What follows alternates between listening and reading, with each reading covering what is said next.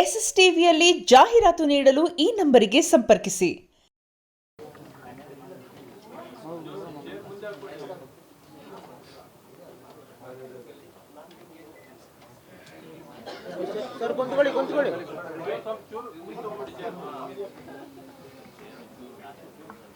ಎಲ್ರಿಗೂ ನಮಸ್ಕಾರ. Charge sheet ಚಿತ್ರದ ಟ್ರೈಲರ್ ಟೀಸರ್ ಇಂದಿನ ಸಿನಿಮಾ ಹತ್ತಿರದಲ್ಲೇ ಬಿಡುಗಡೆ ಆಗುತ್ತೆ. ತುಂಬ ಸಂತೋಷ ಆಯಿತು ನೋಡಿ. ಸುಂದರರಾಜ್ ಅವರ ಅದರಲ್ಲೂ 250ನೇ ಚಿತ್ರ ಚಾರ್ಜ್ ಶೀಟ್ ಅನ್ನೋದು ತುಂಬ ಸಂತೋಷ. ಒಬ್ಬ ಕಲಾವಿದರಾಗಿ ಬಂದು ಚಿತ್ರರಂಗಕ್ಕೆ ನಿರ್ಮಾಪಕರಾಗಿ ನಿರ್ದೇಶಕರಾಗಿದ್ದೀರಿ ಅನ್ನಿಸುತ್ತೆ.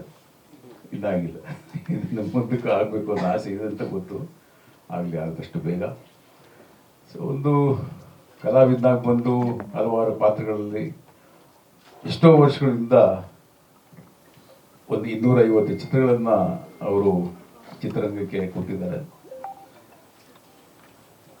ನನಗೆ ಸುಂದರರಾಜ್ ರವರ ಬಗ್ಗೆ ಹೇಳಬೇಕು ಅಂದರೆ ನನಗೆ ತುಂಬ ಆತ್ಮೀಯರು ಒಬ್ಬ ಕಲಾವಿದರಾಗಿ ಮಾತ್ರ ಅಲ್ಲ,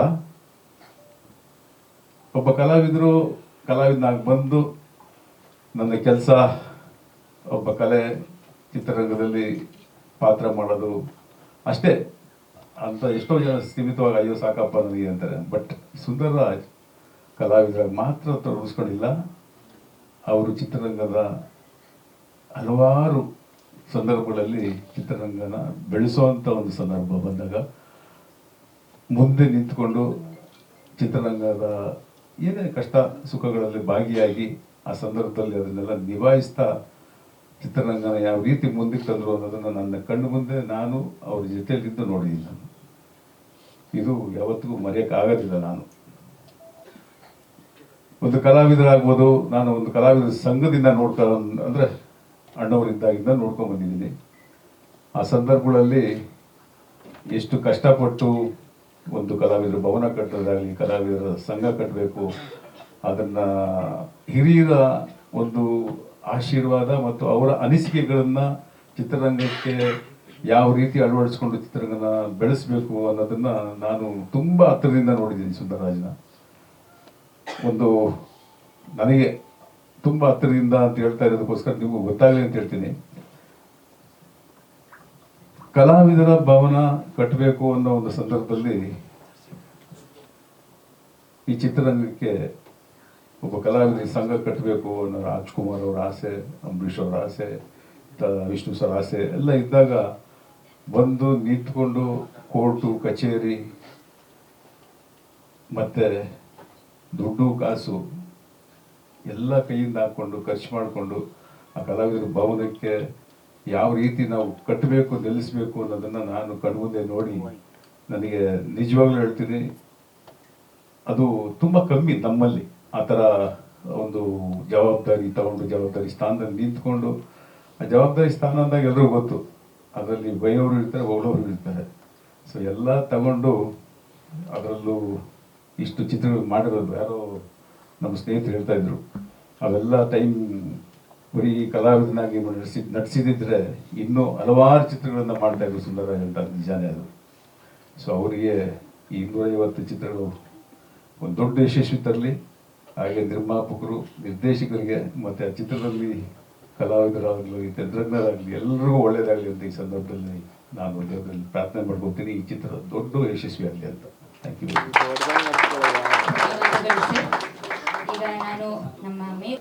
ಫುಲ್ ಮೀಲ್ಸ್ ಆಗೋಗ್ಬಿಟ್ಟೆ ನನಗೆ. ಬಹುಶಃ ನನ್ನ ಕೆರಿಯರಲ್ಲೇ ಇಂತಹ ಒಂದು ಪ್ರೆಸ್ ಮೀಟ್ ನಾನು ನೋಡೇ ಇಲ್ಲ. ಮುಖ್ಯವಾಗಿ ಹೇಳಬೇಕು ಅಂತಂದ್ರೆ, ಸಿನಿಮಾ ಅನ್ನೋದು ಒಂದು ಕನಸು. ಈ ಕನಸಿನ ಲೋಕದಲ್ಲೇ ನಾವು ಬೆಳೆಯೋದು ಪ್ರತಿಯೊಬ್ಬರು. We all dream cinema. ಅದು ಸಾಧಾರಣವಾಗಿ ಒಂದು ತರಕಾರಿ ಮಾರೋರು, ಹಣ್ಣು ಮಾರೋರು, auto rickshaw driver, bus driver, hotel ಮಾಣಿ, ಇವ್ರುಗಳೆಲ್ಲ ಆಸೆ ಪಡೋದೇನೆಂದರೆ ಯಾವತ್ತಾದರೂ ನಾನು ಹೀರೋ ಆಗ್ತೀನಿ ಸಿನಿಮಾದಲ್ಲಿ. ಯಾಕೆಂದರೆ ಸಿನಿಮಾ ಆ ಥರ ಎಲ್ಲವನ್ನು ತೋರಿಸುತ್ತೆ. ಆ ತೋರಿಸೋದೇನೆಂದರೆ ವಿಜೃಂಭಣೆಯಿಂದ ನೋಡ್ತಾ ಇರ್ತೀವಿ. ಆ ಹೀರೋ ಡ್ಯಾನ್ಸ್ ಮಾಡ್ತಾನೆ, ಹೀರೋಯಿನ್ ಕುಣಿತಾಳೆ, ಹಾಡು ಹೇಳ್ತಾರೆ, ಅಲ್ಲೊಬ್ಬ ವಿಲ್ಲನ್ ಬರ್ತಾನೆ, ಇಲ್ಲೊಬ್ಬ ಕಾಮಿಡಿಯನ್ ಬರ್ತಾನೆ, ಅಲ್ಲೊಂದು ತಾಯಿ ಇರ್ತಾರೆ, ಇಲ್ಲೊಂದು ತಂದೆ ಇರ್ತಾರೆ, ಒಂದು ಟೋಟಲ್ ಜಾಯಿಂಟ್ ಫ್ಯಾಮಿಲಿ ನೋಡ್ತೀವಿ. ಆ ಸಿನಿಮಾಗಳನ್ನು ನೋಡಿ ಬೆಳೆದವನು ನಾನು. ಬಹುಶಃ ನನಗೆ ನಮ್ಮಪ್ಪ ಬಿಸ್ನೆಸ್ ಮಾಡುವಾಗ ಒಳ್ಳೆ ಬಿಸ್ನೆಸ್ ಇತ್ತು. ನಮ್ಮದು ಟೈರ್ ಅಂಗಡಿ ಇತ್ತು. ದಿವಸಕ್ಕೆ 5,000 ರೂಪಾಯಿ 6,000 ರೂಪಾಯಿ ವ್ಯಾಪಾರ ನಡೆಯೋದು. ನಾನು ಹೇಳೋದು 1970ರಲ್ಲಿ 70ರಲ್ಲಿ. ಇವತ್ತು 5,000 ರೂಪಾಯಿ ಅಂತಂದ್ರೆ ಅವತ್ತಿನ 5,000 ರೂಪಾಯಿ ಇವತ್ತು ಏನಿಲ್ಲ ಅಂದರೂ ಹೆಚ್ಚು ಕಡಿಮೆ 15ರಿಂದ 20 ಲಕ್ಷ ರೂಪಾಯಿ ಆಗುತ್ತೆ ಪರ್ ಡೇ ಕಲೆಕ್ಷನ್. ಆದರೆ ನನ್ನ ಆಸೆ ಇದ್ದಿದ್ದು ಕಾಸೇ ಕೊಡದೇ ಇರೋ ರಂಗಭೂಮಿಗೆ ಹೋದೆ. ನನಗೆ ಇಲ್ಲ, ಒಂದು ಮಾತು ಹೇಳ್ತೀನಿ. ಇದು ಯಾಕೆ ಹೇಳ್ತೀನಿ ಅಂದರೆ, ನಾನು 8th ಸ್ಟ್ಯಾಂಡರ್ಡ್ 9th ಸ್ಟ್ಯಾಂಡರ್ಡ್ ಓದ್ತಾ ಇರಬೇಕಾದ್ರೆ ನಮ್ಮದು ಸಾಧಾರಣ ಮಿಡ್ಲ್ ಕ್ಲಾಸ್ ಫ್ಯಾಮಿಲಿ ನಮ್ಮದು. ಅಲ್ಲಿ ನಮ್ಮಪ್ಪನ ತುಂಬ ಆಸೆ, ನಮ್ಮ ಅಣ್ಣನ ಇಂಜಿನಿಯರ್ ಮಾಡಬೇಕು, ನನ್ನ ಡಾಕ್ಟ್ರ್ ಮಾಡಬೇಕು. ನನ್ನ ತಂಗಿನೂ ಬಂದಿದ್ದಾಳೆ, ಅವಳು ಡಾಕ್ಟ್ರೇಟ್ ಮಾಡಿದ್ದಾಳೆ, ಅವಳು ಆಲ್ರೆಡಿ ಅಗ್ರಿಕಲ್ಚರ್ ಕಾಲೇಜಲ್ಲಿ. ನನಗಿನ 3 ಜನ ತಂಗಿದ್ರು, ಅವರೆಲ್ಲ ಡಬಲ್ ಗ್ರ್ಯಾಜುಯೇಟ್ಸು. ನಮ್ಮಣ್ಣ ಇಂಜಿನಿಯರು, ನಾನು ಆ್ಯಕ್ಟ್ರು. ಯಾಕೆ ಹೇಳ್ತೀನಿ ಅಂದರೆ, ಆವತ್ತು ನಾನು ಹೇಳಿದೆ, ಅಪ್ಪ ಅಲ್ಲಿ ಇದು ಬಂದಿದೆ, ನಾವು ಯಾವುದಾದ್ರೂ ಒಂದು ಆರಿಸ್ಕೋಬೇಕು, ಒಂದು ಟೈಲರಿಂಗು ಇಲ್ಲ ಡ್ರಾಮೆಟಿಕ್ಸು. ಹೌದಾ, ಟೈಲರಿಂಗು ಅಂದರೆ ಅದಕ್ಕೆ 20 ರೂಪಾಯಿ ಬೇಕಂತೆ. ಯಾಕೆ 20 ರೂಪಾಯಿ ಅಂದರು. ಅದೇ ಸೂಜಿ ದಾರ ಕತ್ರಿ ಅದೆಲ್ಲ ತಗೋಬೇಕು ಅಂದರು. ಇನ್ನೊಂದು ಅಂದರು ಡ್ರಾಮೆಟಿಕ್ಸ್, ಅದಕ್ಕೆ ಏನಿಲ್ಲ ಅಂತ, ಹೋಗಿ ಅದಿಸಕ್ಕೆ ಹೋಗೋದು. ಇದು ನೋಡಿ ಯಾವತ್ತು ನಾವೆಲ್ಲ ಮಾಡೋದೇನು ಅಂದರೆ, ಅವತ್ತು ಒಂದು ಕಾಲದಲ್ಲಿ ಸಿನಿಮಾ, ಕನ್ನಡ ಸಿನಿಮಾ ಯಾರ್ಯಾರು ಮಹಾನುಭಾವರಪ್ಪ ಎಲ್ಲ ರಾತ್ರಿ ಹೊತ್ತು ಕೆಲಸ ಮಾಡ್ಕೊಂಡು ಚಿತ್ರಾನ್ನ ತಿನ್ಕೊಂಡು 1/2 ಕಾಫಿ ಕುಡ್ಕೊಂಡು ಬೆಳೆಸಿದಂಥ ಅಂಥ ಧೀಮಂತ ಶಕ್ತಿಗಳು, ಅವ್ರನ್ನೆಲ್ಲ ನೆನೆಸ್ಕೋತೀನಿ ಇವತ್ತು. ಈ ಒಂದು ಹೊತ್ತಿನಲ್ಲಿ ಅವರೆಲ್ಲ ನಮಗೆಲ್ಲ ಮಾಡಿಕೊಟ್ಟಿದ್ದಾರೆ. ಅವರೆಲ್ಲ ಮಾಡಿಕೊಟ್ಟಿದ್ದನ್ನು ನೋಡಿ ಕಲಿತು ಬಂದು ಇವತ್ತು ನನ್ನ 250ನೇ ಸಿನಿಮಾ ನಡೀತಿದೆ. ಮುಖ್ಯವಾಗಿ ವಿಷಯಕ್ಕೆ ಬಂದ್ಬಿಡ್ತೀನಿ. ಈ ಚಾರ್ಜ್ ಶೀಟ್ ಅನ್ನೋದು ನನ್ನ ಒಂಥರ ರೋಮಾಂಚನ ಮಾಡಿಬಿಡ್ತು. ಇದಕ್ಕೆ ಮುಖ್ಯ ಹೀರೋನೇ ಯಾರಪ್ಪ ಅಂದರೆ SK ಉಮೇಶ್ ಅವರು. ಅವರೇ ಹೀರೋ ಪಿಕ್ಚರ್. ಈ ಸಿನಿಮಾ ಕತೆ ಅಲ್ಲ ಇದು. ಅವರು ನಮ್ಮ JP ನಗರದಲ್ಲಿ ಇದ್ದಾಗ ವೆರಿ ಸ್ಟ್ರಿಕ್ಟ್ ಆಫೀಸರ್. ನಮ್ಮ ಮನೆಗೆ ಬಂದರು. ಮನೆಗೆ ಬಂದ್ಬಿಟ್ಟು, ಏನು ಹೆಂಗಿದೆ ಎಲ್ಲ ಓಕೆನಾ, ಅಕ್ಕಪಕ್ಕ ಏನು ತೊಂದರೆ ಇಲ್ವಾ ಅಂದರು. ಸರ್ ನೀವಿದ್ದೀರಲ್ಲ ಸರ್, ಏನು ತೊಂದರೆ ಇಲ್ಲ. ಆಮೇಲೆ ಒಂದು ಗ್ಯಾಜೆಟ್ ಕೊಟ್ಟರು, ಮನೆಗೆ ಹಾಕಿದ್ರು. ಇದು ನೋಡಿ, ಇದನ್ನು ಹಾಕಿದ್ದೀವಿ, ಇದು ಏನಾದರೂ ಯಾರಾದರೂ ಫಾಲ್ಸ್ ಬಂದು ಮಾಡಿ ಅಲಾರಮ್ ಆದರೆ ಇದು ನಿಮಗೂ ಅಲಾರಮ್ ಬರುತ್ತೆ, ಸ್ಟೇಷನ್ಗೂ ಬರುತ್ತೆ ಅಂದರು.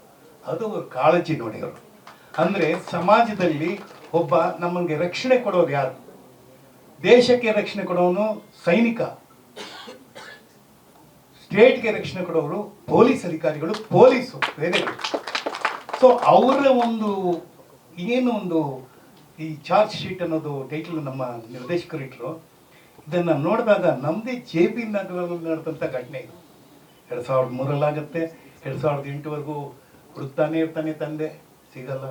ಕಡೆಗೆ ಇವರು ಕೇಸ್ ತೊಗೊಂಡು ಅದನ್ನು ಸಾಲ್ವ್ ಮಾಡಿ ಅದಕ್ಕೊಂದು ಅಂತ್ಯ ಕೊಡ್ತಾರೆ. ನಾನು ಈ ಸಿನಿಮಾ ಬಗ್ಗೆ ಒಂದು ಹೇಳಬೇಕು ಅಂತಂದರೆ, ಈ ನಿರ್ಮಾಪಕರ ಬಗ್ಗೆ ನಿಜವಾಗ್ಲೂ ನಾವು ಕಾಳಜಿ ವಹಿಸ್ಬೇಕು. ಯಾಕೆಂದರೆ ಇವರು ಹೇಳಿದ್ರು ಬಡ್ಜೆಟ್ ಇತ್ತಂದರೆ ಧ್ರುವ, ಬಡ್ಜೆಟ್ ಇಲ್ಲಂದರೆ ಸುಂದರ ಅಂತ. ನಮಗೆ ನೋ ಬಡ್ಜೆಟ್. ಚಾರ್ಜ್ ಶೀಟ್ ಯಾವ ರೀತಿ ಸಿನಿಮಾ ಆಗ್ಬೇಕಂದ್ರೆ, ಹಾಕಿರೋ ಬಂಡವಾಳ ಸುಂದರರಾಜಿಗೆ ಹಾಕಿರೋ ಬಂಡವಾಳ ಇರ್ಲಿ, ಬರೋದು ಧ್ರುವನಿಗೆ ಬರೋ ಕಲೆಕ್ಷನ್ ಬರಲಿ. ಸಿನಿಮಾ, ಕನ್ನಡ ಸಿನಿಮಾ ಆ ರೀತಿ ಆಗ್ಲಿ. ನಾವು ಕಮ್ಮಿ ಬಡ್ಜೆಟ್ ಅಲ್ಲಿ ಸಿನಿಮಾ ಮಾಡ್ತೀವಿ, ಹೆಚ್ಚಾಗಿ ಗಳಿಸ್ತೀವಿ ಅಲ್ವಾ? ನಿಜ ಮಾತು. ಯಾಕೆಂದ್ರೆ ಇಲ್ಲ ಒಂದು ನಿಮಿಷ, ದಟ್ ಇಸ್ ಬಿ ತಮಾಷೆನೂ ಇದೆ, ಜೊತೆ ಸೀರಿಯಸ್ ಇದೆ. ಯಾಕೆ ಹೇಳ್ತೀನಿ ಅಂದರೆ, ಇವತ್ತು ಪ್ರತಿ ಕ್ಷಣನೂ ಆ ಸಿನಿಮಾ ಮಾಡುವಾಗ ಸರ್ ನಾವು ಯಾರು ಎಲ್ಲೋ 5 ಸ್ಟಾರ್ ಹೋಟ್ಲಿಂದ ಊಟ ತರಿಸ್ಕೊಂಡು ತಿನ್ನಲಿಲ್ಲ ಸರ್. ರೋಡ್ ಸೈಡ್ ಫುಡ್ ತಿಂದಿಲ್ಲ. ಆಮೇಲೆ ರೈಟ್ ಸರ್, ಅಲ್ಲೇ ಸಾರು, ಅಲ್ಲೇ ಸೊಪ್ಪು, ಅಲ್ಲೇ ಹಪ್ಪಳ, ಅಲ್ಲೇ ಯಾವುದೋ ಒಂದು ಪೇಪರು. ನನಗೆ ಖುಷಿ ಆಯಿತು ಅಂದರೆ, ಸಿಕ್ಕತ್ತೆ ಮನೇಲಿ ಅದೆಲ್ಲ ಸಿಕ್ಕತ್ತೆ, ಹೋಟ್ಲಲ್ಲಿ ದುಡ್ಡು ಕೊಟ್ಟರೆ ಅದೆಲ್ಲ ಸಿಕ್ಕತ್ತೆ. ಸಿನಿಮಾದಲ್ಲಿ ಮಾತ್ರ ನಾವು ನಿಜವಾದ ಮನುಷ್ಯರಾಗಬೇಕು, ನಿಜವಾದ ಕಲಾವಿದರಾಗಬೇಕು. ಇದಕ್ಕೆ ಮುಖ್ಯ ಕಾರಣ ನಾನು ಭಾಳ ನೆನೆಸ್ಕೊಳ್ಳೋದು ರಾಜ್ಕುಮಾರ್ನ. ರಾಜ್ಕುಮಾರ್ನ ಯಾಕೆ ನೆನೆಸ್ಕೊಳ್ತೀನಿ ಅಂತಂದರೆ, ಆ ಪುಣ್ಯಾತ್ಮ 1975ವರೆಗೂ 5,000 ರೂಪಾಯಿ ನೋಡಿರಲಿಲ್ಲ. 54ರಲ್ಲಿ ಬರ್ತಾರೆ, 75ವರೆಗೂ ನೋಡಲ್ಲ. ಬಂಗಾರದ ಮನುಷ್ಯ ಆದ ಮೇಲೆ ಅವ್ರಿಗೆ ಸಂಭಾವನೆ ಜಾಸ್ತಿ ಆಗುತ್ತೆ. ಹೌದು, ಯಾವತ್ತು ಕೋಟಿ ರೂಪಾಯಿ ತಗೊಂಡವರೆಲ್ಲ, ಆದರೆ ಕೋಟಿ ಜನಗಳ ಹೃದಯವನ್ನ ಅವ್ರು ಗೆದ್ದು ಬಿಟ್ರು. ಹಣ ಬರುತ್ತೆ, ಯಾವತ್ತು ಬೇಕಾದ್ರೂ ಬರುತ್ತೆ. ನಾನು ಒಂದು ರೀತಿ ಅಲೆಕ್ಸಾಂಡರ್ನ ನಾನು ನಂಬುವನು. ಅವರು ನಮ್ಮ ದೇಶನ ಬಂದು ಆಕ್ರಮಿಸ್ಕೊಂಡೆಲ್ಲ ತಗೊಂಡು ಹೋಗ್ಬೇಕು ಅನ್ನುವಾಗ ಕೇವಲ 32 ವರ್ಷದಲ್ಲಿ ತೀರ್ಕೊಂಡ್ಬಿಡ್ತಾನೆ. ಅವನು ಬರಿಗೈಲಿ ಹೋಗ್ತಾನೆ, ನಾವೆಲ್ಲ ಬರಿಗೈಲೇ ಹೋಗೋದು. ಹಾಗಾಗಿ ಈ ಸಿನಿಮಾ ಅವ್ರ ಬಡ್ಜೆಟ್ ಅಂತ ಕೇಳಲೇ ಇಲ್ಲ, ನಾವು ಮಾಡಿದ್ವಿ ಅಷ್ಟೇ. ಮಾಡಿ ಆ ಸಿನಿಮಾವನ್ನು ಅಚ್ಚುಕಟ್ಟಾಕ್ಬೇಕು. ನನಗೆ ನಿಜವಾಗ್ಲೂ ಖುಷಿ ಕೊಡೋದು, ನನ್ನ ಪಾತ್ರ ನೀವು ಹೇಳಿದ್ರೆ ಯಾವಾಗಲೂ ನಮ್ಗೆ ಅನ್ಸತ್ತೆ. ಆದರೆ ನನ್ನ ಜೊತೆ ಮಾಡಿದಂಥ ಎಲ್ಲ ಯಂಗ್ಸ್ಟರ್ಸ್ ಅವರೆಲ್ಲ ಬರ್ತಾರೆ, ಈಗ ಬಂದು ಇಲ್ಲಿ ನಿಂತ್ಕೋತಾರೆ, ನಾನು ನೋಡ್ತೀನಿ. ಪ್ರತಿಯೊಬ್ಬರ ಕಣ್ಣಲ್ಲೂ ಒಂದು ಕನಸಿತ್ತು. ನಾವು ಯಾವತ್ತು ಅನ್ಕೋತೀವಿ ಇವತ್ತೆಲ್ಲ ನಾಳೆ ನನಗೆ ಏನೋ ಒಂದು ಒಳ್ಳೆಯ ಪಾತ್ರ ಸಿಗುತ್ತೆ, ಇವತ್ತೆಲ್ಲ ನಾನು ಹೀರೋ ಆಗ್ತೀನಿ ಏನೋ ಅನ್ಸುತ್ತೆ. ಎಷ್ಟೋ ಜನ ಆಗೋದೇ ಇಲ್ಲ, ಅರ್ಧದಲ್ಲೇ ಬಿಟ್ಟು ಹೋಗ್ತಾರೆ. ನಾವೆಲ್ಲವನ್ನೂ ನೋಡಿದ ಮೇಲೆ ನಮ್ಗೆ ಇವತ್ತು ಅನ್ಸತ್ತೆ. ನಿನ್ನೆ ರಾತ್ರಿ MB ರಾಜಮ್ಮನ ಬಗ್ಗೆ ಒಂದು ವಿಡಿಯೋ ನೋಡ್ತಾ ಇದ್ದೆ. ಆ ಯಮ್ಮ ಎಲ್ಲವನ್ನ ಮಾಡಿ ಅವ್ರ ಮಕ್ಕಳಿಗೆ ಹೇಳ್ತಾರೆ, ಸಾಕು ಮಗನಿಗೆ ಹೇಳ್ತಾರೆ, ನೀನು ಯಾವತ್ತೂ ಯಾರ ಮುಂದೆ ಕೈ ಚಾಚಬೇಡಪ್ಪ, ನಾವು ಸಿನಿಮಾ ರಂಗದಲ್ಲಿ ಬಂದು ಮರ್ಯಾದೆ ಉಳಿಸ್ಕೋಬೇಕು. ಆ ಮರ್ಯಾದೆ ಯಾವತ್ತೂ ಉಳಿಯತ್ತೆ, ದುಡ್ಡು ಉಳಿಯಲ್ಲ, ಕೆಟ್ಟ ಹೆಸರು ತಗೋಬೇಡಿ ಅಂತ. ನನ್ನ ಮನೆಯಲ್ಲೂ ನಾನು ಅದನ್ನೇ ಹೇಳೋದು, ನಮ್ಮ ಮನೆಯಿಂದ ಹೊರಗಡೆಗೆ ಯಾವುದೇ ಕೆಟ್ಟ ಸುದ್ದಿ ಬರಬಾರ್ದು. ಇವ್ರ ಫ್ಯಾಮಿಲಿ ಹಾಗಂತೆ, ಇವ್ರು ಹೀಗೆ ದುಡ್ಡು ಮಾಡದಂತೆ, ಅವ್ರು ಹಾಗೆ ದುಡ್ಡು ಮಾಡದಂತೆ ಯಾರು ಹೇಳಬಾರ್ದು. ನಮ್ಮನೆ ಗೋಡೆ ಒಂದೊಂದು ಕಿವಿನೂ ಮಾತಾಡುತ್ತೆ, ನಮ್ಮನೆ ಫ್ಯಾನ್ ಮಾತಾಡುತ್ತೆ, ನಮ್ಮನೆ ಹಾಸಿಗೆ ಮಾತಾಡುತ್ತೆ. ಅಷ್ಟು ಕಷ್ಟದಲ್ಲಿ ನಮ್ಮ ತಂದೆ ಒಂದು ಮಾತಾಡಿದ್ರು, take care of paisa, rupee will take care of itself. Show me your friend, I tell what you are. ನೀನು ಸ್ನೇಹಿತನ ತೋರಿಸು, ನಿನ್ನ ಯೋಗ್ಯತೆ ಏನು ಅಂತ ನಾನು ಹೇಳ್ತೀನಿ ತಂದು. ಹಾಗಾಗಿ ಇವತ್ತು ನನ್ನ ಗುರುಗಳಾದಂಥ ಡಾಕ್ಟರ್ H. ನರಸಿಂಹಯ್ಯನ ನೆನೆಸ್ಕೊತೀನಿ. ಅವರೊಂದು ಯೂನಿವರ್ಸಿಟಿ ವೈಸ್ ಚಾನ್ಸಲರ್ ಆಗ್ತಾರೆ. ಅವ್ರ ಜೋಬಲ್ಲಿ 100 ರೂಪಾಯಿ ಇರಲ್ಲ ಇವತ್ತು. ಆದರೆ ಅವ್ರು ಮಾಡಿಕೊಟ್ಟಿದೆ ಅಂದರೆ ವಿಜ್ಞಾನವನ್ನು ಕಲಿ, ಜ್ಞಾನವನ್ನು ಉಳಿಸ್ಕೊಂತ. ಅದೇ ರೀತಿ ಬರ್ತಾರೆ ನನ್ನ ಗುರುಗಳಾದಂಥ ಮತ್ತೊಬ್ಬರು ಗುರು ಅಂತ BV ಕಾರಂತ್. ಅವ್ರು ಹೇಳ್ತಾರೆ ಯಾವತ್ತು ಬ್ಯಾಂಕ್ ಬ್ಯಾಲೆನ್ಸ್ ಇಡಬೇಡಿ, ದುಡ್ಡಿರೋ ಕಡೆ ಫೈಟ್ ಬರುತ್ತೆ, ಸುಳ್ಳು ಹೇಳಬೇಕಾಗತ್ತೆ ಅಂತ. ಅದಾದಮೇಲೆ ಬರ್ತಾರೆ ಬರ್ಗೂರು ರಾಮಚಂದ್ರಪ್ಪ ಬರ್ತಾರೆ. ಇವತ್ತು ಕೂಡ ಅವರ ಜೀವನವನ್ನು ನೋಡ್ತಾ ಇದ್ರೆ ಅವರೇನು ಮಲ್ಟಿ ಸ್ಟೋರೇಜ್ ಕಾಂಪ್ಲೆಕ್ಸಲ್ಲಿ ಏನು ಬದುಕಿಲ್ಲ.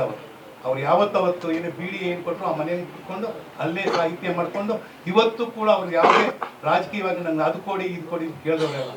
ಸೊ ಇಂಥ ಗುರುಗಳ ಮಧ್ಯೆ, ಇಂಥ ಸ್ನೇಹಿತರ ಮಧ್ಯೆ ನಾನು ಇದೀನಲ್ಲ, ಇಂಥ ಮಗಳು ನನಗಿರೋದು ಎಷ್ಟು ಪುಣ್ಯ ಮಾಡಿ.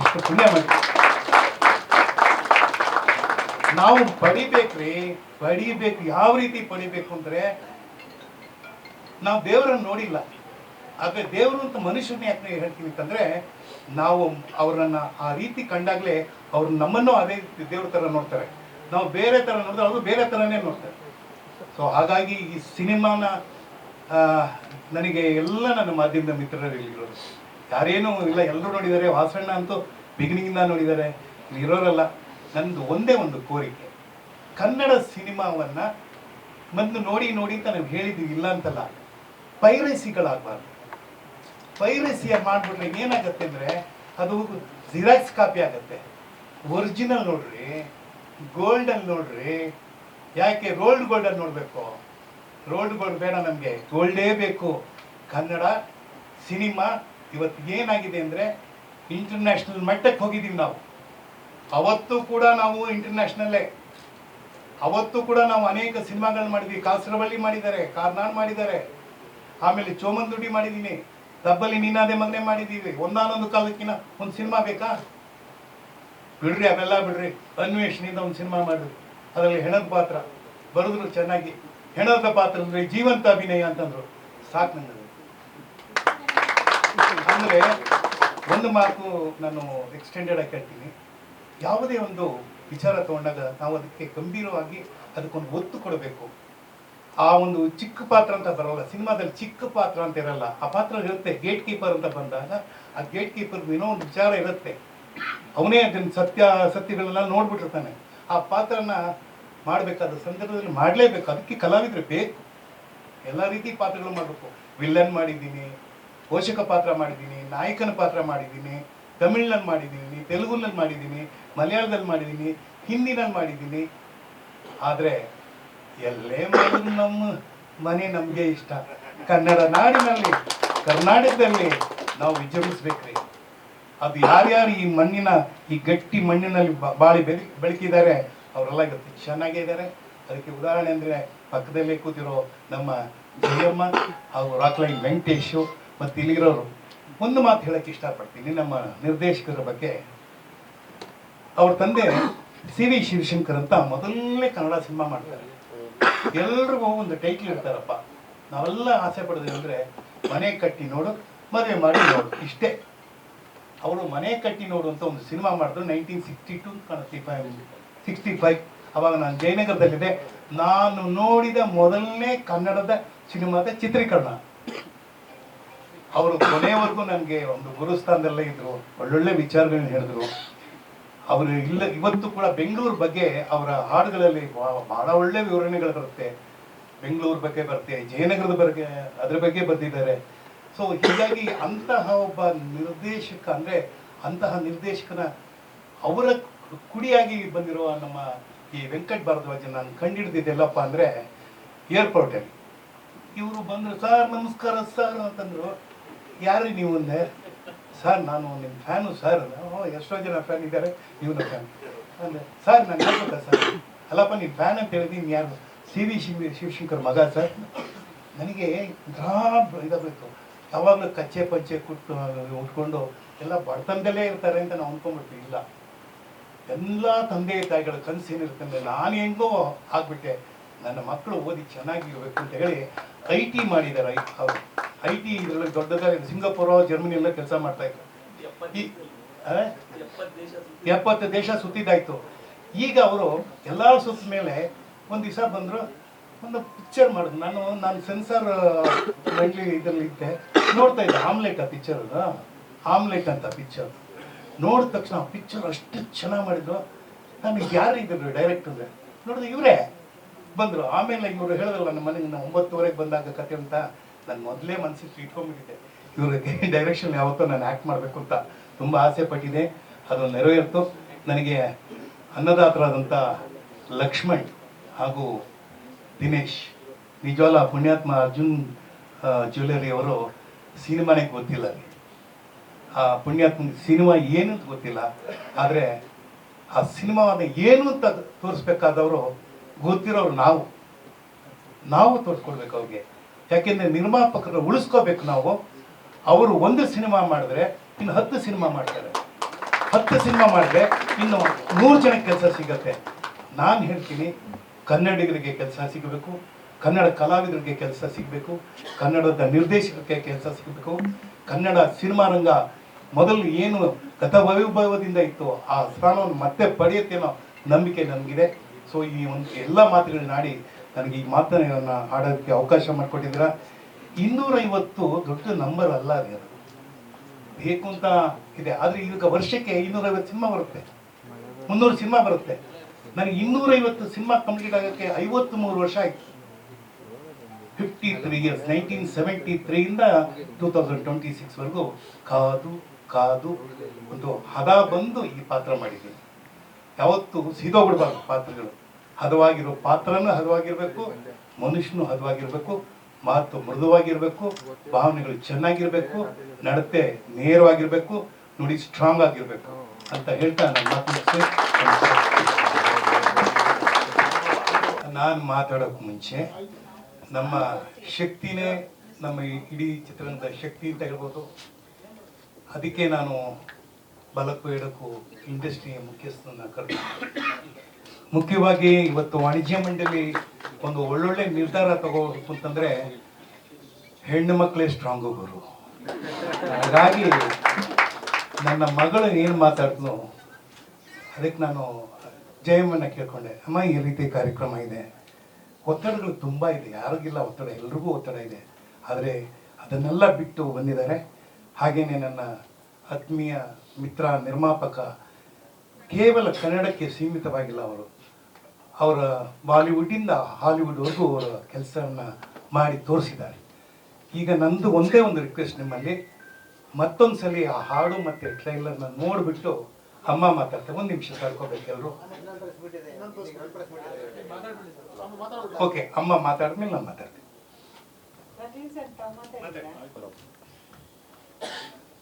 ವೇದಿಕೆ ಮೇಲೆ ಇರ್ತಕ್ಕಂಥ ಎಲ್ಲ ಗಣ್ಯರಿಗೂ ನಿರ್ದೇಶಕರಿಗೂ ನಿರ್ಮಾಪಕರಿಗೂ ಮತ್ತು ಸಹಕರಿಸಿದಂಥವ್ರಿಗೂ ಆಗಮಿಸಿರ್ತಕ್ಕಂಥವ್ರಿಗೂ ಕುಟುಂಬ ವರ್ಗಕ್ಕೂ ನಾನು ಇಷ್ಟೊಂದು ಕ್ಯಾಮ್ರಾಗಳನ್ನು ಬಹಳ ವರ್ಷದ ನಂತರ ಈಗ ನಾವು ನೋಡ್ತಾ ಇದ್ದೀನಿ.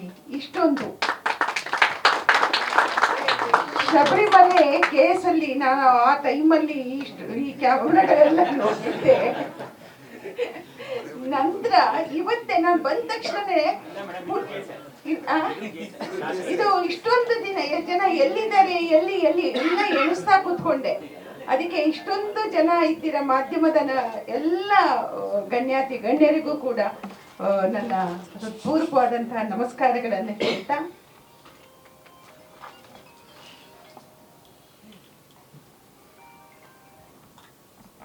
ಸುಂದರ್ ಅವ್ರದ್ದು ಚಾರ್ಜ್ ಶೀಟ್ ನೋಡಿ, ಆ ಚಾರ್ಜ್ ಶೀಟ್ ಅನ್ನುವಂಥ ಪದ ಎಷ್ಟು ಫೋರ್ಸ್ ಇದೆ ಅಂದರೆ ನಿಜವಾಗ್ಲೂ ಹೇಳ ಸುಂದರ್, ನಿಮ್ಮ ಫೋಟೋ ಹಾಕಿದ್ದಾರೆ ವೆಂಕಟ್ ಅವರು. ಕತೆ ಏನೋ ಇದೆ, ಚಾರ್ಜ್ ಶೀಟಿನ ಹಿಂದೆ ಒಂದು ತಂದೆ ಓಡಾಡೋ ಕಥೆಯೋ ಏನು ಇದರೊಳಗೆ ಬವಣೆ ಇದೆ, ಏನು ಸಂಕಷ್ಟ ಇದೆ, ಯಾತಕ್ಕಾಗಿ ಈ ರೀತಿಯಾದಂಥ ಒಂದು ಹೋರಾಟ ಇದೆ ಅನ್ನೋದು ನಮ್ಮೊಳಗೆ ನಾವೇ ಲೆಕ್ಕಾಚಾರ ಹಾಕೋತಾ ಹೋಗ್ತೀವಿ. ಸೊ ಅಷ್ಟೊಂದು ಈ ಟೈಟಲ್ಗೆ ಒಂದು ಶಕ್ತಿ ಕಾಣಿಸುತ್ತೆ ಅಂತ ಒಳ್ಳೆ ಟೈಟಲ್ ಅದು. ದೇವರು ಈ ಸಿನಿಮಾ ನಾನು ನೀವು ಕೇಳಿದ್ರಲ್ಲ ಅಧ್ಯಕ್ಷ ಆಗಿ ನಾನು ದೇವರಲ್ಲಿ ಕೇಳೋದೇನೆಂದ್ರೆ, ಒಂದೊಂದು ಸಿನಿಮಾ ರಿಲೀಸ್ ಆದಾಗಲೂ ಪರಮಾತ್ಮ ಈ ಸಿನಿಮಾನ ನಿಲ್ಲಿಸು, ಈ ನಿರ್ಮಾಪಕರಿಗೆ ಒಳ್ಳೇದಾಗಲಿ, ಚಿತ್ರರಂಗಕ್ಕೆ ಒಂದು ಹೆಸರು ತರಲಿ, ಸಿನಿಮಾ ನಿಂತರೆ ನಾವು ಬದುಕಿದಾಗೆ ಅಲ್ವಾ ರಾಕ್ಲೇನ್ ಸರ್? ಪ್ರತಿ ಸಿನಿಮಾದ ಸಂದರ್ಭದಲ್ಲೂ ಒಂದು ಆಸೆ ಮತ್ತು ಒಂದು ಒಳ್ಳೇದಾಗಲಿ ಅನ್ನುವಂಥ ಒಂದು ಹಾರೈಕೆ, ಇವೆರಡೂ ಕೂಡ ನಾವು ಯಾವಾಗಲೂ ಕೂಡ ಮಾತಾಡ್ಕೋತೀವಿ. ನಾನು ಇದ್ರದ್ದು ಏನೂ ನೋಡಿಲ್ಲ, ಟೈಟ್ಲು ನೋಡಿಲ್ಲ, ಹಾಡು ನೋಡಿಲ್ಲ, ಏನು ನೋಡಲಿಲ್ಲ. ಆದರೆ ಒಂದು ಗೊತ್ತು, 250ನೇ ಸಿನಿಮಾ ಅಂತ ನಾನು ಒಪ್ಪಲ್ಲ. ಸುಂದರ್ ಅವ್ರು ನಾನು ಮೊದಲ ನನ್ನ ಅಗ್ನಿ ಪರೀಕ್ಷೆ ಚಿತ್ರ 1986ರಲ್ಲಿ ನನ್ನ ನಿರ್ಮಾಣದ ಚಿತ್ರದಲ್ಲಿ ಇವರು ಕೂಡ ಒಂದು ಪ್ರಮುಖವಾದಂತಹ ದೊಡ್ಡ ಪಾತ್ರ ಸುಂದರ್ ಅವರು, ಅಗ್ನಿ ಪರೀಕ್ಷೆ. ಸೊ ಸುಂದರ್ ಇದ್ದಲ್ಲಿ ಅಲ್ಲಿ ಒಂದು ಮನುಷ್ಯತ್ವ ಅನ್ನೋದಿರುತ್ತೆ, ಒಂದು ಮಾನವೀಯತೆ ಇರುತ್ತೆ. ಮತ್ತೆ ಸರಿ ತಪ್ಪು, ಯಾವುದು ಸರಿ ಯಾವುದು ತಪ್ಪು ಅನ್ನೋದನ್ನು ನೋಡುವಂತ ಕಣ್ಣು, ಆ ಕಣ್ಣು ಕೂಡ ಒಳಗಣ್ಣಿರುತ್ತೆ ಸುಂದರಂಗೆ. ಬಹಳ ಹೆಂಗರ್ಲು. ನನ್ನಂತೂ ಅವರು ತಾಯಿ ಅಮ್ಮ ಅಂತಾನೆ ಕರೀತಾರೆ. ವಾಣಿಜ್ಯ ಮಂಡಳಿಯಲ್ಲಿ ಯಾವ ಒಳ್ಳೆ ಮಾತುಗಳನ್ನು ಆಡುವಾಗ, ನಾವು ಚರ್ಚೆಗಳು ಮಾಡುವಾಗ ಆ ಹೆಂಗರಳು ಮತ್ತು ಅವರ ಒಳ್ಳೆಯತನ ಅವೆರಡನ್ನೂ ಕೂಡ ನಾನು ಗಮನಿಸಿದ್ದೀನಿ. ಸುಂದರ್ ನಿಜವಾಗ್ಲೂ ನಮ್ಮ ಸುತ್ತಮುತ್ತ ಇರುವಂಥ ಒಬ್ಬ ಒಳ್ಳೆಯ ಆತ್ಮೀಯ ಒಳ್ಳೆಯ ಮನುಷ್ಯ. ದೇವ್ರು ನಿಮ್ಗೆ ಒಳ್ಳೇದು ಮಾಡ್ತಾರೆ ಅಂತಲೇ ಹೇಳ್ತೀನಿ. ಈ ಸಿನಿಮಾ ನಿಮಗೆ 250ನೇ ತಮ್ಮ ಚಿತ್ರ ಜಯಬೇರಿ ಬಾರಿಸಲಿ. ನೀವು ಕನ್ನಡ ಚಿತ್ರರಂಗಕ್ಕೆ ಇನ್ನೊಂದಷ್ಟು ವರ್ಷಗಳ ಕಾಲ ನಿಮ್ಮ ಕೊಡುಗೆಯನ್ನು ನೀಡಿ ಅಂತ ನಾನು ಹಾರೈಸ್ತೀನಿ. ಸುಂದರ್, ತಮಗೂ ಕೂಡ ಸರ್ ಬೆಸ್ಟ್ ವಿಶಸ್. ಯಾವತ್ತು ರಿಲೀಸ್ ಮಾಡ್ತೀರಾ ಸರ್? ಬೇಗ ರಿಲೀಸ್ ಮಾಡಿ. ಎಲ್ಲರೂ ಬೆವರು ಉರ್ಸ್ಕೊತಾ ಇದ್ದಾರೆ, AC ಬೇರೆ ಆಫ್ ಮಾಡಿಸಿದ್ದಾರೆ. ತುಂಬಾ ಚೆನ್ನಾಗಿ ಮಾತಾಡಿದ್ರು ನಮ್ಮ ಧ್ರುವ ಅವರು. ನಾನು ಒಂದೇ ಕೇಳೋದು, ಧ್ರುವ ಒಂದು 4-5 ಸಿನಿಮಾಗಳು ಮಾಡಿ. ಧ್ರುವ ನಮ್ಮ ಪಕ್ಕದಲ್ಲೇ ಕೂತಿದ್ದೀರಾ, ವರ್ಷಕ್ಕೆ ಒಂದು 4-5 ಒಳ್ಳೊಳ್ಳೆ ಸಿನಿಮಾಗಳನ್ನು ಮಾಡಿ. ಇವ್ರು ನಮ್ಮ ಹುಡುಗಿ ಅಂತೂ ಮಾಡ್ತಿದ್ದಾಳೆ. ಪ್ರತಿಯೊಬ್ಬರು ಏನು ಸರ್ ಸಿನಿಮಾ ಎಲ್ಲರೂ ಮಾಡಲಿ, ಪ್ರತಿಯೊಬ್ಬರು ದೊಡ್ಡ ದೊಡ್ಡ ಹೀರೋಗಳು ಅಂತ ಯಾರ್ಯಾರು ಅನ್ಕೊಂಡಿದ್ದೀರಲ್ಲ, ಪ್ರತಿಯೊಬ್ಬರಿಗೂ ರಿಕ್ವೆಸ್ಟ್ ಏನಂದ್ರೆ, ಈ ಮೂಲಕನೂ ನಾನು ರಿಕ್ವೆಸ್ಟ್ ಮಾಡೋದಿಷ್ಟೇ, ವರ್ಷಕ್ಕೆ ಕನಿಷ್ಠ ಒಂದು 2-3 ಸಿನಿಮಾಗಳು ಒಬ್ಬೊಬ್ಬ ನಾಯಕರಿಂದ ಬಂದರೆ ಇಂಡಸ್ಟ್ರಿ ಸ್ವಲ್ಪ ಸಮೃದ್ಧಿಯಾಗಿ ಮಾಡೋಣ. ಅದು ಯಾಕೆ ಕಾಲ್ ಶೀಟ್ ಕೊಡ್ತೀನಿ ಅಂದ್ರೆ ಡೆಫಿನೆಟ್ ಆಗಿ ಮಾಡ್ತೀನಿ. ಆಯ್ತಾ? ಯಾಕೆ ಮಾಡೋದಿಲ್ಲ? ನಮ್ಮ ಹೀರೋ ಅಲ್ವಾ, ನಮ್ಮ ಹುಡುಗ ಅಲ್ವಾ, ನಾನು ಅವನು ಚಿಕ್ಕದಿರುವಾಗ್ಲೂ ನೋಡಿದ ಮಗು ಅಲ್ವಾ. ಸೊ ಡೆಫಿನೆಟ್ ಆಗಿ ಸರ್ ಮಾಡಿ ಅಂತ ರಿಕ್ವೆಸ್ಟ್ ಮಾಡ್ತೀನಿ. ಆದ್ರೆ ತುಂಬಾ ದುಡ್ಡು ಖರ್ಚು ಮಾಡಲ್ಲ ತಮ್ಮ.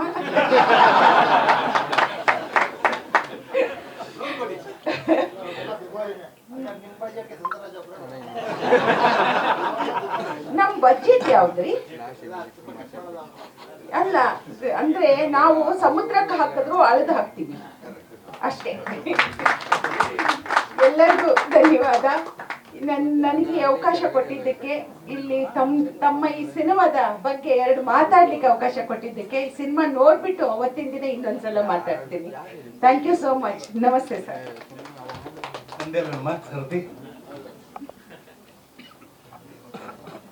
ಅವ್ರಿಗೆಲ್ಲ ನಮಸ್ಕಾರ ಹೇಳ್ತಾ, ಚಾರ್ಟ್ ಶೀಟ್ 0308 030 ಒಂದು ಸ್ವಲ್ಪ ಎಲ್ಲ ಸೈಲೆಂಟ್ ಆಗಿರಿ. ಚಾರ್ಟ್ ಶೀಟ್ 0308 ಅದು ಏನಂದ್ರೆ 2003ರಿಂದ 2008ರಲ್ಲಿ ನಡೆಯುವಂತ ಒಂದು ಕಾಲಘಟ್ಟದ ಕತೆ ಇದು. ಇದು ಸ್ಟೋರಿ ಹುಟ್ಟಿದ್ದೆ ಒಂದು ವಿಚಿತ್ರ ಆಗಿ ನಮ್ಗೆ ಯಾವ ತರ ಅಂತ ಹೇಳ್ತೀವಿ. ದಿನೇಶ್ ಅವರು ಒಂದಿನ ಬರ್ತಾರೆ, ಬಂದು ಉಮೇಶ್ ಸರ್ ಮನೆಗೆ ಕರ್ಕೊಂಡು ಹೋಗ್ತಾರೆ. ನನ್ನ ಕರ್ಕೊಂಡು ಹೋಗ್ಬಿಟ್ಟು ಕಾಫಿ ಕೊಡ್ತಾರೆ ಉಮೇಶ್ ಸರ್. ಸುಮ್ಮನೆ ಒಂದು ಸ್ಟೋರಿ ಲೈನ್ ಹೇಳ್ತಾರೆ. ಅವತ್ತು ಪ್ರೊಡ್ಯೂಸರ್ ಆಗಿರ್ಲಿಲ್ಲ ಅವರು, ದಿನೇಶ್ ಅವರು, ಲಕ್ಷ್ಮಣ್ ಅವರು ಪ್ರೊಡ್ಯೂಸರ್ ಆಗಿರ್ಲಿಲ್ಲ. ಆ ಕತೆ ಯಾವ ತರ ಕಾಡುತ್ತೆ ನನಗೆ ಅಂದ್ರೆ, ಒಂದ್ 3 ದಿನ ಅದು ನನಗೆ ಈ ತರ ಆಗ ನಡೆಯತ್ತಾ ಮನುಷ್ಯನ ಜೀವನದಲ್ಲಿ ಅನ್ನೋದು ಒಂದು ದೊಡ್ಡ ಕುತೂಹಲ, ಮತ್ತೆ ತಲೆಯಲ್ಲಿ ಒಂಥರ ಗುಂಗ್ರಾಗ್ತಾರೆ. ಸೊ ಅದೇ ಅಲ್ಲಿಗೆ ಸ್ಟಾಪ್ ಮಾಡ್ಬಿಡ್ತೀವಿ. ಒಂದು 15 ದಿನ ಆಗುತ್ತೆ. 15 ದಿನ ಆದ್ಮೇಲೆ ಲಕ್ಷ್ಮಣ್ ಅವರು ದಿನೇಶ್ ಅವ್ರು ಬಂದ್ಬಿಟ್ಟು ಹೇಳ್ತಾರೆ, ಸರ್ ಒಂದು ಸಿನಿಮಾ ಮಾಡೋಣ ಅಂತ. ನಾರ್ಮಲ್ ಆಗಿ ಡೈರೆಕ್ಟರ್ ಆದವನು ಪ್ರೊಡ್ಯೂಸರ್ಗೆ ಒಂದು ಕತೆ ಹೇಳ್ಬಿಟ್ಟು ಕಾಯ್ತಾ ಇರ್ತಾನೆ, ಪ್ರೊಡ್ಯೂಸರ್ ಕಾಲ್ ಬರುತ್ತಾ ಅಂತೇಳಿ. ಆದ್ರೆ ಇದು ಏನಾಯ್ತು ಅಂದ್ರೆ, ಇವರೇ ಬಂದು ಕತೆ ಮಾಡೋಣ ಅಂತ ಹೇಳಿದ ತಕ್ಷಣ ನಾನೇನ್ ಹೇಳ್ತೀನಿ ಇಮಿಡಿಯೇಟ್ ಆಗಿ, ಸರ್ ಉಮೇಶ್ ಸರ್ ಅವ್ರ ಕತೆ ಇರಲ್ಲ, ಅದನ್ನ ಮಾಡೋಣ ಸರ್. ಸರಿ, ಮತ್ತೆ ಅವ್ರ ಮನೆಗೆ ಹೋಗ್ತೀವಿ, ಡೀಟೇಲ್ ಕತೆ ಕೇಳ್ತೀನಿ. 72 ಸೀನ್ಸ್ ಸ್ಕ್ರೀನ್ ಪ್ಲೇ, 22 ಸೀನ್ ಬರೀತೀನಿ. ಬಂದ್ಬಿಟ್ಟು ಅವ್ರ ಮುಂದೆ ನರೇಷನ್ ಕೊಡ್ತೀನಿ. ತುಂಬಾ ನೀಟಾಗಿ ಮಾಡಿದ್ಯಾ, ಯು ಕ್ಯಾನ್ ಗೋ ಹೆಡ್ ಅಂದ್ರೆ. ಯಾಕಂದ್ರೆ ಅವ್ರ ಜವಾಬ್ದಾರಿ. ಒಂದ್ ಸ್ವಲ್ಪ ಕತೆ ಆ ಕಡೆ ಈ ಕಡೆ ಆದ್ರೂ ಅವ್ರು ಯಾರು ಬರ್ದಿರ್ತಾರೋ ಅವ್ರು ಇಷ್ಟಪಡೋದಿಲ್ಲ. ಎಷ್ಟೋ ಉದಾಹರಣೆಗಳಿದೆ. ತಾರಾಸು ಅವರು ಬರೆದಂತ ಒಂದ್ ಕತೆನ ಪುಟ್ಟಣ್ಣ ಅವರು ಸರಿ ಬರೋದಿಲ್ಲ, ಹೋಗೋ ಇದು ಕೆರೆ ಇದ್ದಂಗಿದೆ ಅಂತೆಲ್ಲ ಹೇಳಿರೋದೆಲ್ಲ ನಮ್ಗೆ ಭಯ ಆಗುತ್ತೆ ಅವಾಗ. ಸೊ ಹಾಗಾದಾಗ ಇವರು ಸರ್ ನನಗೆ ನರೇಟ್ ಮಾಡದಂತದನ್ನು ಒಂದ್ಸಲ ಕ್ಲೀನ್ ಆಗಿ ಡೈಲಾಗ್ ಬರೆದು ಅವ್ರ ಮುಂದೆ ಒಪ್ಪಿಸಿದಾಗ ಅವರು ಸರಿಯಾಗಿ ಮಾಡಿದ್ದು ಕ್ಯಾನ್ ಪ್ರೊಸೀಡ್ ಅಂದ್ಮೇಲೆ ನಾವು ಶೂಟಿಂಗ್ ಕ್ಯಾಸ್ಟಿಂಗ್ ಶುರು ಮಾಡ್ತೀವಿ. ಎಲ್ಲ ಪಾತ್ರಗಳು ಫಿಟ್ ಆಗುತ್ತೆ. ಹೀರೋ ಪಾತ್ರ, ಇನ್ನೊಂದು ಕ್ಯಾರೆಕ್ಟರ್. ಆದ್ರೆ ಈ ಚಾಲೆಂಜಿಂಗ್ ಅಂದ್ರೆ ಆ ರಾಮಣ್ಣನ ಕ್ಯಾರೆಕ್ಟರ್ ಏನ್ ಸುಂದರರಾಜ್ ಮಾಡಿದಾರೋ ಅದು ತಲೆ ಕೆಟ್ಟೋಗುತ್ತೆ. ಎಷ್ಟೋ ಜನ ಅನ್ಕೊಂತೀವಿ ಏನೋ ಹಿಂಗಾಗತ್ತಾ. ಒನ್ ಫೈನ್ ಡೇ ಇವರು ಪ್ರೊಡ್ಯೂಸರ್ ಹೇಳ್ತಾರೆ, ಸರ್ ಸುಂದರರಾಜ್ ಅವ್ರು ಹಿಂಗೆ ಸರ್. 9:30 ರಾತ್ರಿ. ಸರಿ ಸರ್ ಫೋನ್ ಮಾಡ್ತೀವಿ. ಯಾವ ಆರ್ಟಿಸ್ಟ್ ನೋಡಿ 9:30ಗೆ ಮನೆಗೆ ಬನ್ನಿ ಅಂತ ಹೇಳಲ್ಲ, ನಿಮ್ಗೆ ಗೊತ್ತು. ಸೊ ಸರ್ ಮನೆಗೆ ಬಂದ್ಬಿಡಿ ಅಂತ ಒಂದು ನಾನು 2 ವೀಲರ್ಲಿ ಇವ್ರು ಕೂಸ್ಕೊಂಡ್ ಬರ್ತೀನಿ ಅವ್ರ ಮನೆಗೆ. ಬಂದ್ಬಿಟ್ಟು 9:45ಗೆ ಅವ್ರ ಕತೆ ಹೇಳ್ತೀನಿ. ಅವ್ರ ಕಣ್ಣಲ್ಲಿ ನೀರು ತುಂಬಿಡುತ್ತೆ. ಸೊ ತುಂಬಾ ಚೆನ್ನಾಗಿದೆ, ನಾನು ಮಾಡ್ತೀನಿ ಪ್ಲೀಸ್, ನಾನು ರಾಮಣ್ಣಂಗೆ ಸೆಟ್ ಆಗ್ತೀನಿ ಇದಕ್ಕೆ. ನನಗೆ ಅವ್ರು ಹೇಳಿದ್ ನೋಡಿ ನನಗೆ ಅವತ್ತಿನ ದಿನ ತುಂಬಾ ಖುಷಿ ಆಯ್ತು. ಯಾಕಂದ್ರೆ ಫುಲ್ ಸರ್ಕಸ್ ಹೊಡೆದಿದ್ದೀನಿ ಆ ರೋಲ್ಗೆ. ಯಾರು ಫಿಟ್ಮೆಂಟ್. ಯಾಕಂದ್ರೆ ನಮ್ಗೊಂದು ವಿಷನ್ ಇರುತ್ತೆ. ಧ್ರುವ ಸರ್ಜಾ ಅವ್ರು ಸರ್ ಹೇಳ್ದಂಗೆ ನಮ್ಗೊಂದು ವಿಷನ್ ಇರುತ್ತೆ. ಆ ವಿಷನ್ ಅಲೈನ್ ಅಂತ ಆರ್ಟಿಸ್ಟ್ ಬಂದಾಗ ಮಾತ್ರ ಅದು ತೆರೆ ಮೇಲೆ ನೀವು ಒಂದು ಒಳ್ಳೆ ಕ್ಯಾರೆಕ್ಟರ್ನ ತರಕ್ ಸಾಧ್ಯ. ಇಲ್ಲ ಅಂದ್ರೆ ಮಾಡಕ್ಕಾಗಲ್ಲ. ಸೊ ಈ ಚಿತ್ರ ಎಲ್ಲರೂ ಹೇಳ್ತಾರೆ ನಾನು 100 ದಿನ ಸಿನಿಮಾ ಮಾಡಿದೆ ಶೂಟಿಂಗು, 50 ದಿನ ಖಂಡಿತ ನಾನು ಅಷ್ಟು ದೂರ ಮಾಡಲ್ಲ. 22 ದಿನದಲ್ಲಿ ಶೂಟಿಂಗ್ ಮಾಡಿರೋದು ನಾನು. 22 days I completed the shooting. So 72 scenes ಈ ಸಿನಿಮಾದಲ್ಲಿ 2 ಗಂಟೆ 28 ನಿಮಿಷ 50 ಸೆಕೆಂಡ್ ಸಿನಿಮಾ ಡ್ಯೂರೇಷನ್. ಸೆನ್ಸಾರ್ ಅವರು ನೋಡಿ ಚೆನ್ನಾಗಿದೆ ಅಂತ ಹೇಳಿದ್ರು. ಈ ಕ್ರೆಡಿಟ್ ನನ್ನ ಟೆಕ್ನಿಷಿಯನ್ಸ್ಗೂ ಹೋಗ್ಬೇಕು. ಮೊದಲು ನಮ್ಮ DOP ಪ್ರಮೋದ್, ಅಲ್ಲೇ ನಿಂತ್ಕೊಳ್ಳಿ. ಪ್ರಮೋದ್ ಅವರು DOP ನಮ್ಮ ಸಿನಿಮಾ ಮಾಡಿರೋದು. ನೆಕ್ಸ್ಟ್ ನಮ್ಮ ಮ್ಯೂಸಿಕ್ ಡೈರೆಕ್ಟರ್ ಇಲ್ಲಿದ್ದಾರೆ ಸಮೀರ್ ಅವರು ನಾನು ಮಾತಾಡಲ್ಲ ಸರ್, ಡೆಂಟಲ್ ಪ್ಲಾಂಟ್ ಆಗ್ಬಿಟ್ಟಿದೆ, ನಾನು ಮಾತಾಡಲ್ಲ ಅದು. ನೆಕ್ಸ್ಟ್ ಎಡಿಟರ್ ಶಮೀಕ್ ಅಲ್ಲಿದ್ದಾರೆ ನೋಡಿ, ಶಮೀಕ್ ಎಡಿಟರು. ಮತ್ತು ಕಲಾವಿದರು ತುಂಬಾ ನನ್ನ ಬೆನ್ನಿಂದ ನಿಂತು ಈ ಚಿತ್ರಕ್ಕೆ ಬೆಂಬಲಿಸಿದ್ದಾರೆ. ಒಂದೊಂದು ಪಾತ್ರವೂ ಮಾತಾಡುತ್ತೆ ಈ ಸಿನಿಮಾದಲ್ಲಿ. ಸೊ ಒಟ್ಟು ನಾನೇನು ಅನ್ಕೊಂಡೋ ಅದನ್ನ ನಾನು ತೆರೆ ಮೇಲೆ ತಂದಿದ್ದೀನಿ. ನಾನು ಫಸ್ಟು ನಮ್ಮ ಪ್ರೊಡ್ಯೂಸರ್ಸ್ಗೂ ಥ್ಯಾಂಕ್ಸ್ ಹೇಳ್ತೀನಿ, ದಿನೇಶ್ ಅವರು ಮತ್ತೆ ಲಕ್ಷ್ಮಣ್ ಅವ್ರಿಗೆ. ನೀವೆಲ್ಲ ನಮ್ಮ ಚಿತ್ರಕ್ಕೆ ಬಂದು ಒಂದು ಬೆನ್ನೆಲುಬಾಗಿ ನಿಂತು ಇಷ್ಟು ಜನ ಮಾಧ್ಯಮ ಮಿತ್ರರು ನನಗೆ ಸಪೋರ್ಟ್ ಆಗಿ ನಿಂತಿರೋದು. I am very much thrilled. ನಾನು ಇಷ್ಟು ಕ್ಯಾಮ್ರಾ ಫಸ್ಟ್ ಟೈಮ್ ನೋಡ್ತಾ ಇರೋದು. So thank you very much sir, ನೀವೆಲ್ಲ ಬಂದು ನಮಗೆ ಆಶೀರ್ವಾದ ಮಾಡ್ತಾ ಇರೋದು. ಈ SK ಉಮೇಶ್ ಕ್ಯಾರೆಕ್ಟರ್ ಮಾಡಿರ್ತಕ್ಕಂಥ ನಮ್ಮ ಹರ್ಷರ್ಜುನ್ ಕಲಾಲ್ ಇವರು ನನ್ನ 2ನೇ ಸಿನಿಮಾ ಬಬ್ಲು ಶಾದಲ್ಲಿ ಒಳ್ಳೆ ಹೀರೋ ರೋಲ್ ಮಾಡಿಸಿದ್ದೆ. ಸೊ ಈ ಒಂದು ಚಿತ್ರಕ್ಕೆ ಇದೊಂದು ಒಳ್ಳೆ ಫಿಟ್ಮೆಂಟ್ ಇವರು ಅಂತ ಹೇಳಿ ಎಸ್ ಕೆ ಉಮೇಶ್ ಅವ್ರನ್ನ ಕ್ಯಾರೆಕ್ಟರ್ನ ಇವ್ರಿಗೆ ಕೊಟ್ಟೆ. ಬಟ್ ಇನ್ನೊಂದು ಅಡ್ವಾಂಟೇಜ್ ಅಂತ ಹೇಳ್ತೀನಿ ಕೇಳಿ, ಸಾರು ಯಾವಾಗಲೂ ನಮ್ಮ ಸೆಟ್ಗೆ ಬರೋರು ಒಂದು 2-3 ಸಲ. ಯಾಕಂದ್ರೆ ಪೊಲೀಸ್ ಸ್ಟೋರಿ ಮಾಡ್ಬೇಕಾದ್ರೆ ತುಂಬಾ ಮೈಯೆಲ್ಲ ಕಣ್ಣಾಗಿರ್ಬೇಕು. ಆ ಯೂನಿಫಾರ್ಮು, ಆ ಟೋಪಿ ಹೆಂಗಿಡೋದು ಅದೆಲ್ಲ ತುಂಬಾ ಚೆನ್ನಾಗಿ ಹೇಳ್ಕೊಟ್ರು. ಸೆಟ್ಟಲ್ಲಿ ಬಂದು ನೋಡು, ಕಣ್ಣು ಹುಬ್ಬು ಮೇಲೆ ಈ ತರ ಟೋಪಿ ಇರಬೇಕು, ಬ್ಯಾಡ್ಸ್ ಹಿಂಗಿರ್ಬೇಕು ಅಂತ. ಸೊ ಸರ್ ಥ್ಯಾಂಕ್ ಯು, ನೀವು ಒಂಥರ ಆರ್ಟ್ ಡೈರೆಕ್ಟರ್ ಇದ್ರಿ ನಮ್ಮ ಸಿನಿಮಾಗೆ. Thank you very much. So ಮಾಧ್ಯಮ ಮಿತ್ರರು ಯಾವ್ದಾರ ಕ್ವಶನ್ ಇದ್ರೆ ನಾನು ಕ್ವಿಕ್ ಆಗಿ ಆನ್ಸರ್ ಮಾಡ್ತೀನಿ. ತಡ ಆಗ್ತಾ ಇದೆ ಗೊತ್ತು ನಮ್ಗೆ. ನೀವೊಂದು ಓಕೆ, ಇವಾಗ ಹರ್ಷರ್ಜುನ್ ಅವರು 2 ಮಾತಾಡ್ಬಿಡ್ತಾರೆ.